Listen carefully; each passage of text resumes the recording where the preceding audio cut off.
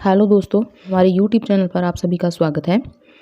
आज हम आपके लिए एक नई वीडियो लेके हाजिर हुए हैं, जिसका विषय है टीजीटी हिंदी के तैयारी हेतु क्लास 1। आज हम इस कक्षा में छठी कक्षा की जो प्रथम कविता है और उसके जो कवि हैं उनके बारे में जानेंगे।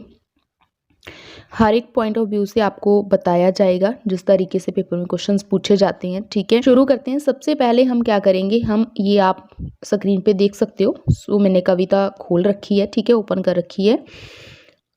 सबसे पहले हम कविता पढ़ेंगे और इनके कवि को देखेंगे और कवि के बारे में जानेंगे, इंपॉर्टेंट पॉइंट्स जो पेपर की दृष्टि से इंपॉर्टेंट है, और फिर हम कविता की व्याख्या भी करेंगे। ठीक है, और क्या कवि के जो कविता की जो भावार्थ है उनको समझेंगे, क्योंकि वहाँ से भी क्वेश्चंस आ सकते हैं। तो चलिए देखिए, सबसे पहले जो ये कविता है छठी कक्षा की किताब वसंत भाग 1 से है।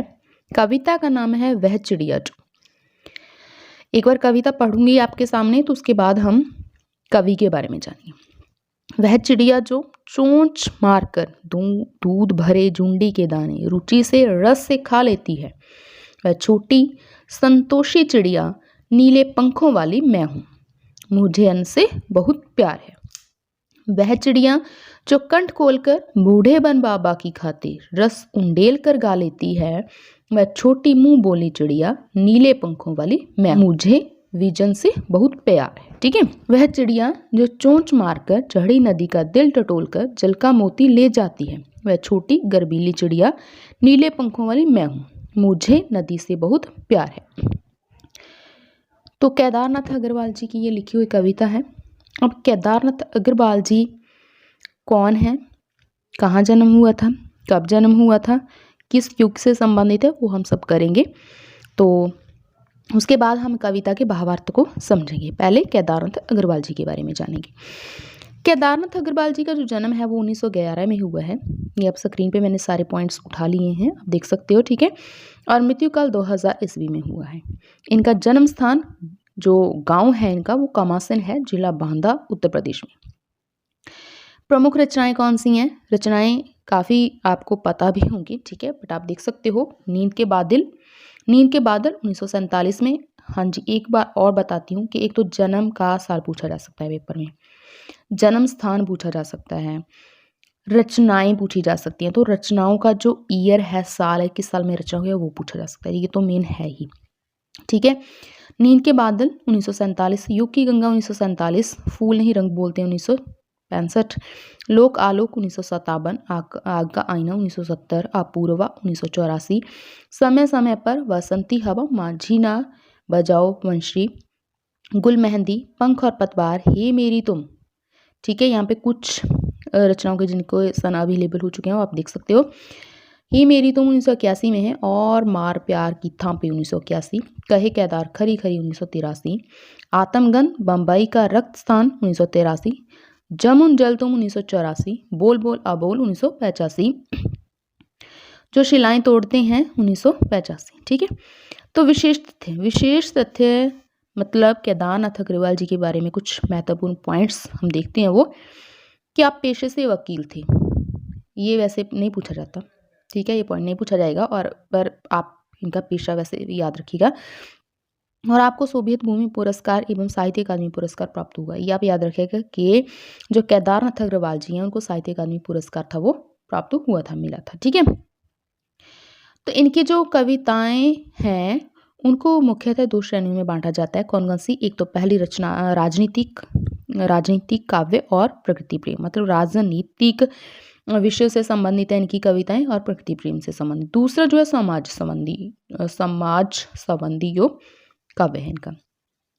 अब पहली श्रेणी की कविताएं मुख्यतः कहे केदार खरी खरी काव्य संग्रह में संग्रहित की गई हैं। ठीक है, इनका जो काव्य संग्रह है वहाँ पे मिलती हैं राजनीतिक कविताएं। ये सच्चे जनवादी कवि थे, ये पॉइंट मोस्ट इंपॉर्टेंट है। कई बार पूछा जाता है 4 कवियों का नाम देके कि यहाँ पे इनमें से कौन से जनवादी कवि हैं, तो वो केदारनाथ अग्रवाल।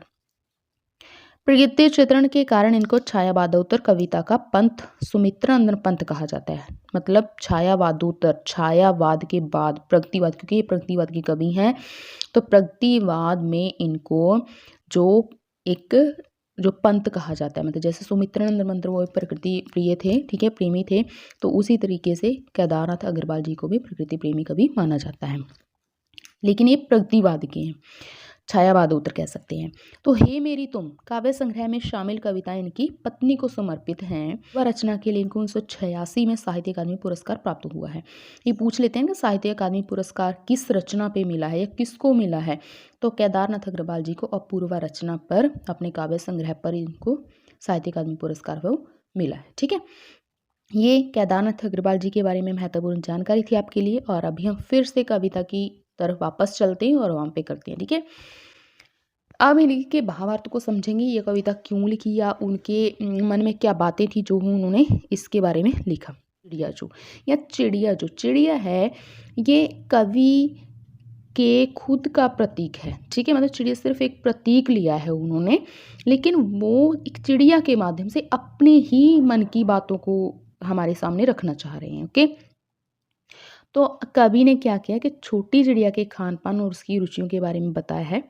जिस चिड़िया की बात केदारनाथ अग्रवाल कर रहे हैं, कि अपने मन की चिड़िया की जो बात कर रहे हैं, वो क्या कहते हैं कि वो चिड़िया क्या करती है कि जुंडी के दानों को, मतलब जुंडी अर्थात अनार के दानों को, अनार के दानों को रुचि से, इच्छा से, चाप से, ठीक है, रस से मतलब आनंद से खाती है। छोटी संतोषी चिड़िया नीले पंखों वाली मैं हूँ। तो वो क्या कहते हैं कि वो इतना थोड़ा सा अनाज खाकर, थोड़ा सा अन्न खाकर क्या करती है, संतोष पाती है। ठीक है, संतोष पा लेती है, संतुष्ट हो जाती है। तो वो नीले पंखों वाली है और उसे अन्न से बहुत ज़्यादा प्रेम है, क्योंकि वो थोड़ा सा अनाज खाकर क्या हो जाती है, संतुष्ट हो जाती है। जब वो थोड़ा थोड़ा अनाज खाती है तो वहाँ से पता चलता है कि उसे अन्न से बहुत प्यार है। कि दूसरा जो हमारा काव्यांश है वहाँ पे क्या है, वह चिड़िया जो कंठ खोलकर बूढ़े बन बाबा की खातिर रस उंडेल कर गा लेती है, वह छोटी मुंह बोली चिड़िया नीले पंखों वाली मैं हूँ।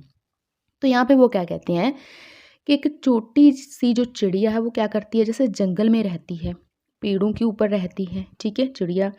तो वो क्या कहती है कि वो चिड़िया जंगल में क्या करती है कि अपने खुले गले से, अपने कंठ से, मतलब गले से गीत गाती है। किसके लिए गीत गाती है, बूढ़े बन बाबा की खातिर, कि जो जंगल है ना, जो जंगल है, जंगल बाबा है उसका, उसके लिए वो क्या करती है, कंठ खोलकर अपने गले से मीठा रस भरा जो गीत है वो गाती है।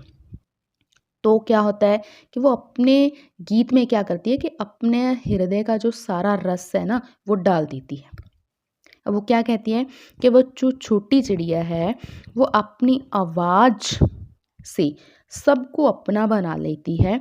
तो वह छोटी मुंह बोली चिड़िया नीले पंखों वाली मैं हूँ, कि वो चिड़िया क्या है कि नीले पंखों वाली है, उसे विजन से बहुत प्यार है। विजन मतलब जंगल, के उसे जंगल से बहुत प्यार है, इसीलिए वो अपने जो जंगल बाबा की खातिर क्या करती है, गीत गाती है।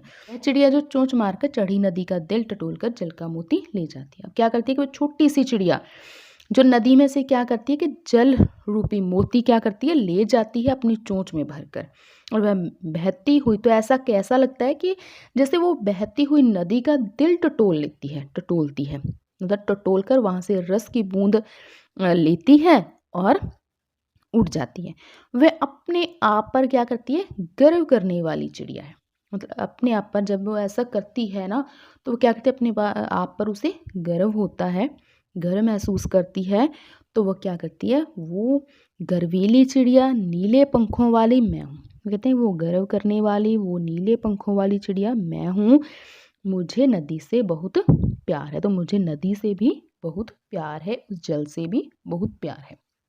ये थी कविता, ये थे इसके भावार्थ, मैंने आपको बता दिया। ठीक है, कि यहाँ पे कवि क्या करता है कि अपने भीतर की कल्पित चिड़िया के माध्यम से हर मानव के जो गुण होते हैं उनको उजागर करता है। ठीक है, तो ये इस कविता के भावार्थ थे। अब मैंने आपको केदारनाथ अग्रवाल जी के बारे में और वह चिड़िया जो उसके बारे में बताया। उम्मीद करती हूँ कि आपको वीडियो अच्छी लगी होगी, और वीडियो आपको अच्छी लगी तो वीडियो को लाइक ज़रूर कीजिएगा और चैनल को सब्सक्राइब ज़रूर कीजिएगा, क्योंकि इसी के साथ आपकी दूसरी क्लासेस भी आने वाली हैं। ठीक है, अभी फर्स्ट क्लास है, इसके बाद रेगुलर आपको क्लासेस मिलती रहेंगी। तो आप हमारे साथ जुड़कर तैयारी करना चाहते हैं टीजीटी हिंदी KVS, तो आप ज़रूर हमारे चैनल को सब्सक्राइब कीजिएगा। वीडियो देखने के लिए आपका बहुत बहुत धन्यवाद। Thank you.